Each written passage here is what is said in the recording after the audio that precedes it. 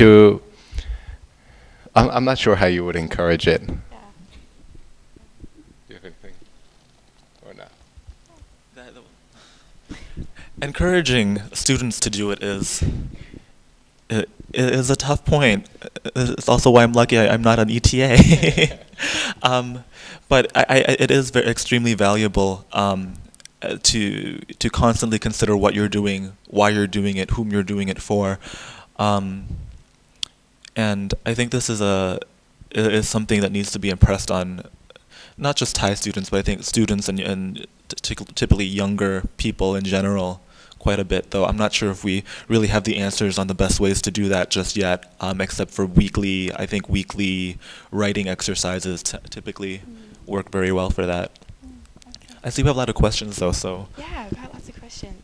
Okay, so some people were wondering about some other frustrations or examples that you can think of, whether it's something about Thai culture or tradition, and how do you cope with that, and how can the host help you cope with that? You want to go first? Let me think. คือบางทีก็รู้สึก frustrate เหมือนกันครับเพราะว่าบางทีบางคนจะมองผมเป็นเด็กแล้วก็แบบก็คือแบบเป็นเด็กอะครับจะให้ไปทำอะไรอะก็คงงานก็คงแบบเลอะเทอะจะให้ไปทำอะไรมันก็แบบคงไม่ได้เรื่องอะก็มันเป็นแค่เด็กอะแต่ว่าบางทีผมก็อยากจะบอกว่าเนี่ยผมก็เป็นนักวิชาการ Fulbright เหมือนกันนะครับไม่ได้กระจอกบางทีอยากตอบอย่างนี้จริงๆ So I think there are two things. One is being a teacher or being a Farang teacher in Thailand. It does not carry the same weight of respect as being a Thai teacher. So there have been many times where I know students have been doing things that they wouldn't do in a Thai class or with a Thai teacher. And how my host school has helped me out with that is me going to my host teacher and speaking about it, and then him talking to the kids and us not really having a punishment, but coming up with ideas for the kids to be a bit more serious or be a bit, I don't want to say more respectful, but one example would be having to sing and dance in front of the kotel, in front of everyone. But that's just been more on along teaching. About like personally, culturally, I would say maybe the how do you say, when I have a lot of Thai moms, and my Thai moms love me very much, very, very much, and they take very good care of me. But sometimes it can be a bit too much. Yeah, sometimes it can be a bit overwhelming, and I haven't ever really gone to my host school to speak about that. Like, my host teacher's a man, so we have a bit of a different relationship, and I've never gone to my Paul to speak about that, but I've definitely had conversations with my Thai moms about our relationships and like limits and what we can do and what we can't do. And I think just being patient and trying to understand where the other one's coming from, that's really all you can do. This is Thailand. You want to talk about that? I don't know too much about that. Yeah. Okay, so then something else that would be interesting to talk about is how do you move beyond learning just about Thailand even when the exchange is happening in Thailand? Can you say that again? Yeah, like how do you move beyond learning about Thailand? So how do you continue learning about Thailand even after you're outside of Thailand? For me, it's easy because my work sort of follows me wherever I go. คืองานผมก็จะตามผมไปตลอดก็คืองานผมในด้านการ แปลหนังสือไทยมันก็คือเสร็จหลังจากปีนี้หมดเทอมของทุนแล้วผมก็ยังทำงานนี้ไปตลอดไป so for me for me it's a bit simpler then I have Thai family too so I can't escape them I would say the first thing that's most important to me would be to keep up the relationships that I have with my students and with the teachers at my school, more so than anything else. I can just remember maybe 2.5 weeks ago driving with one of my students to go and eat, and she asking me like, when are you going to go back to the United States? And I said maybe in 4 months, and then she was like, "Oh no, buy my diet. Like, I'll miss you very much. I'll miss you very much. You can't go, but we must speak on the phone." So I think what's going to be most important for me whenever I leave is the best way to maintain those relationships that I have created so far. And as far as I know one thing that we talked about and PTIP also talked about in the presentation this morning was using kind of social media or the internet or different ways of communicating with your teachers. Do you see that at your schools and your universities? Well, I personally don't have a Facebook or any social media. Okay, bad example. But we do use email. Yeah. With your students and with my students, I've emailed them a few times, but we'll call each other. Yeah. Yeah, I think social media is definitely going to keep me in touch with everyone that I work with here, even when I go back. I know my advisor is always emailing me work to do for him. So, and I think it's great. We were talking about, at the beginning, PTIP was talking about, the pluses and minuses of social media. And I think used properly, it really is a great tool for uniting people and for keeping in touch and for getting work done.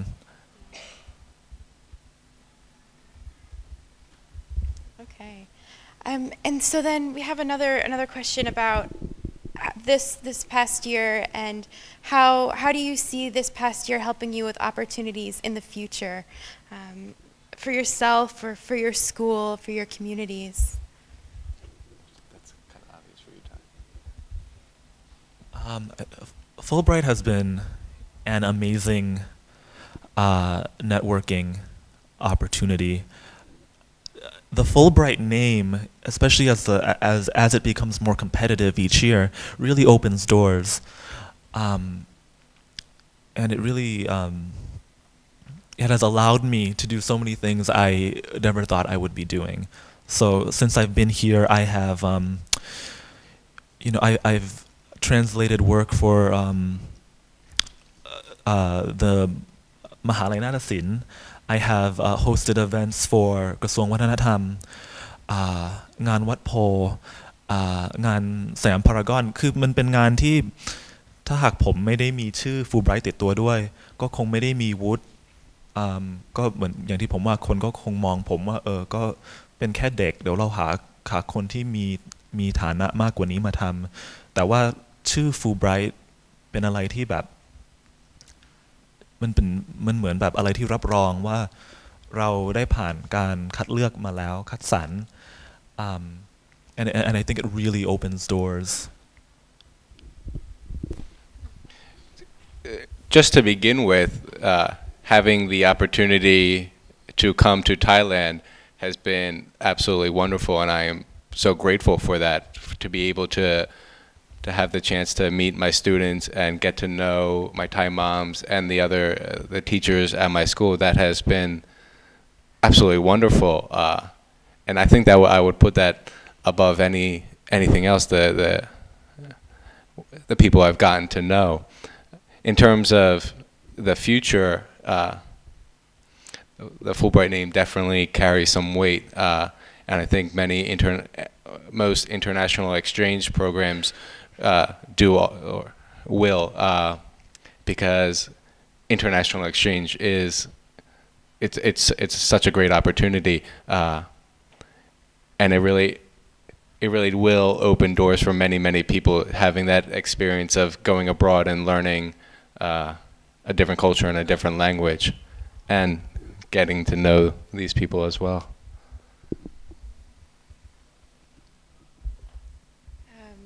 So now that you've had this year under your belt and you're kind of looking back and reflecting, is there anything you wish you would have known at the beginning of the year, or any advice you would have given yourself or to your schools to have made this past year go easier?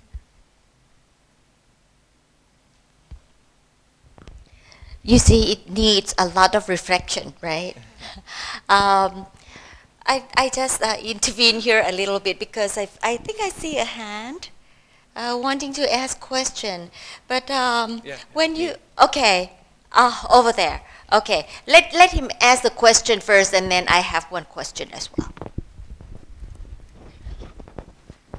Thank you, Kunpantip. And first of all, thank you for all four of you have shared, or probably five, like crazy. I'm Sukit from Narration University. Thank you guys for coming and share with us today. And just one a quick question. So the first thing that I would like to ask all the former presenters, Aaron and Josh also, is that, so when I think I'm not Thai, he's Thai originally. So, but what's with your ability? I think you got chosen by Fulbright. So I mean your qualification is very good, have a high qualification. I just wonder that what's your first instance at why you choose Thailand? What come to mind? Because you can, I'm pretty sure that you can pretty much go anywhere. But why Thailand? That's my first question to all of you. And you want me to go to all the questions and answer at once, or you want to answer? Well, I think we can all speak about it. I can tell you, well, there were many reasons why I ended up applying to Thailand. I went to school and I roomed with a Thai friend who would tell me a lot about Thailand and would cook Thai food, and that really was what really got me interested in Thailand. Also, what is maybe not as interesting is Thailand has 20 ETAs, and in the year I applied, they had maybe between 80 and 100 applicants, and I thought that was a good ratio.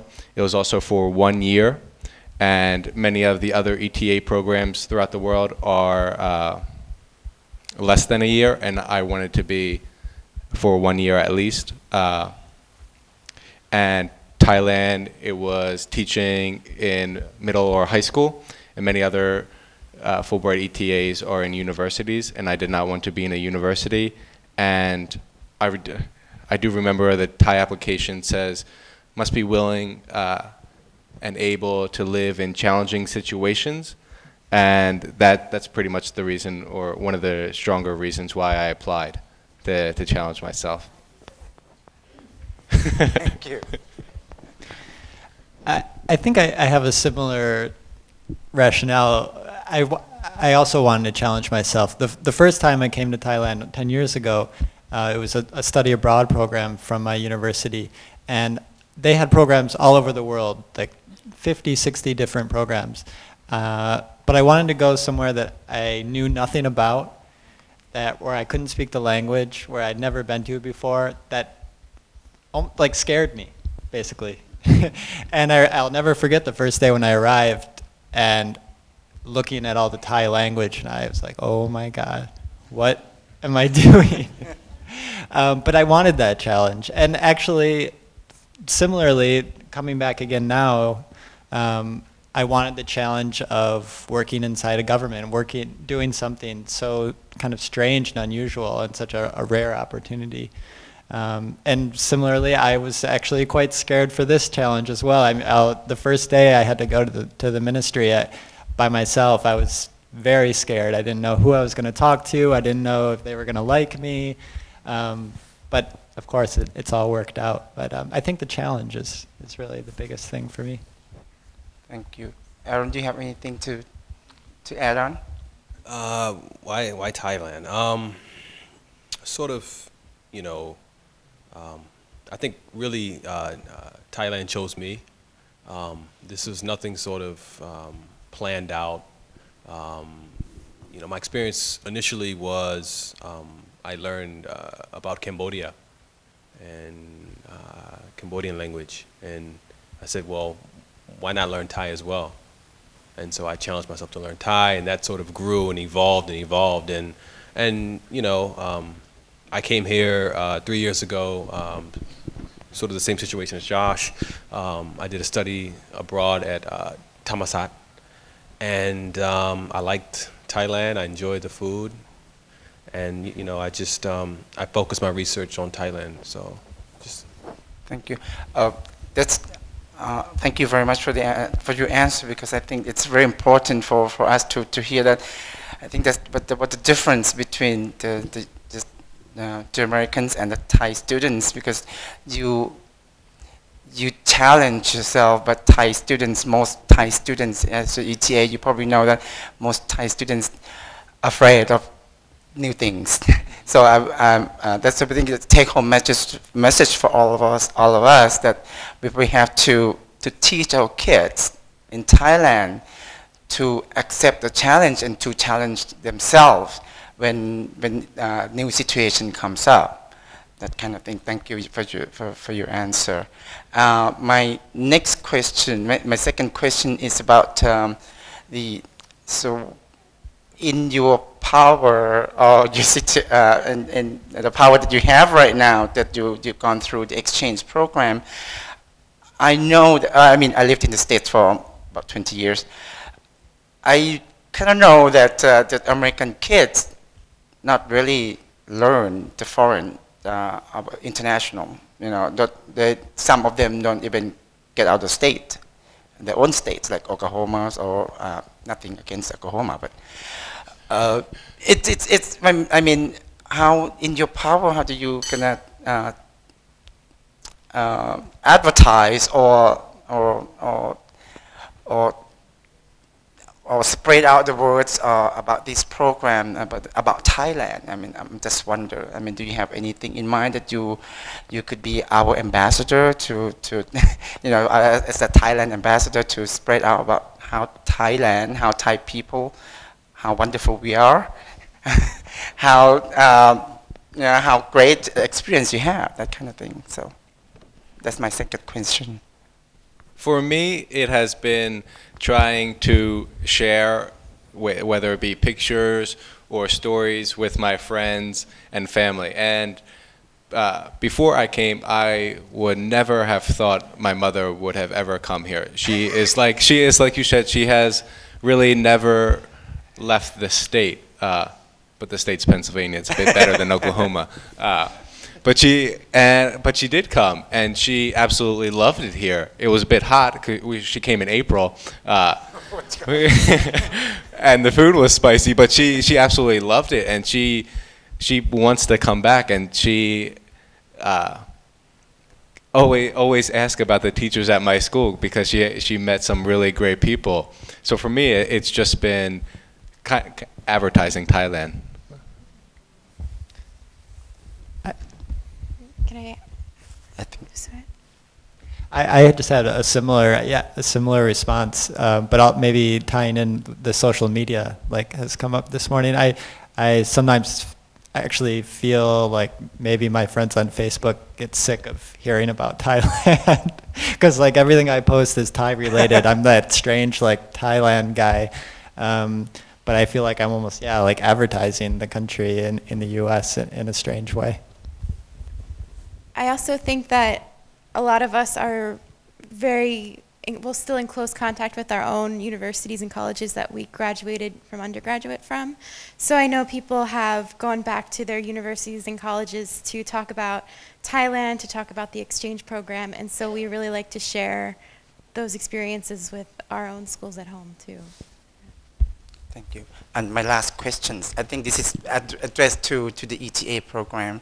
I'll probably address to Matthew then, because from what I know, that's the method of teaching English. I mean, as you probably have seen in Thailand, that some of our schools, the kids start in the kindergarten, but those privileged schools that start early.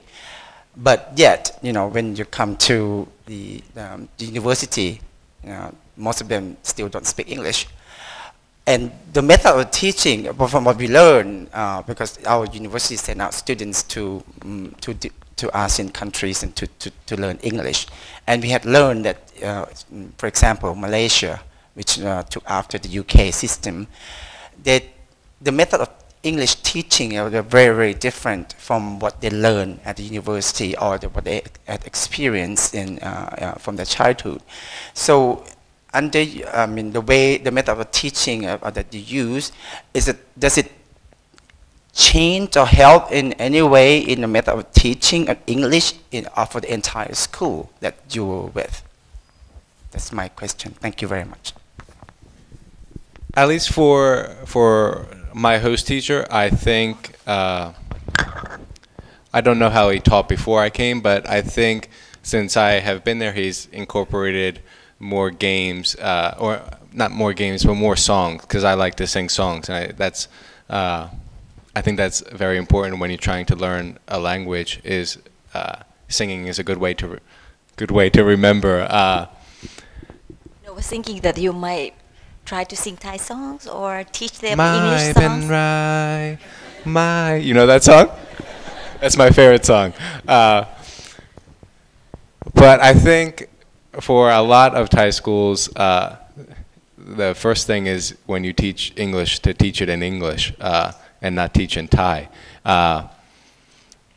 And I'm not sure if I've noticed a great shift at my school, but certainly enough that when sometimes I'm in the classrooms with the other Thai teachers, and there'll be a little bit more English being spoken. Tip, you had a question as well? I was thinking, because you keep talking about Fulbright, right? And then the audience would say, oh my goodness, are we talking about Fulbright because you're smart kids? That's why they get the Fulbright grants. And for the mass who are not as smart, not as bright. So I'm taking away the Fulbright brand from 3 of you, from 5 of you. Could it be possible to happen as exchange students and become very successful without any brand? You come with your university brand, okay? Just like other Thai students who go to the US with the university brand. What would have made it successful for you without Fulbright brand? I think if you were there without Fulbright, it still would have been successful. It is the people really that make the experience worthwhile and very enjoyable. Having a staff that is there to help you and to teach you about what you're about to experience, and also